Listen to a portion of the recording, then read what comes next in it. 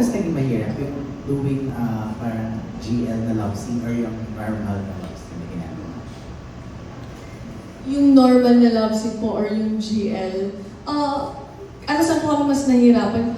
Mas, sa akin po kasi mas komportable po kasi talaga ako sa, siyempre, babae, girl to girl. Mas komportable po ako kasi siyempre, alam namin kung ano yung mga limitations namin sa isa't isa, kung ano yung pwedeng hawakan sa hindi. And, ayun, mas magaan sa feeling pag babae, pag kapwa babae yung love scene mo. Right. Nung una po, akala ko po, mas mahirapan po ako pag girl to girl. Pero nung nag-start na po kami, mas naging comfortable po ako and mas naging open po ako sa kapwa ko girl. So parang mas magiging open kayo like doing it again? Ay, yes po.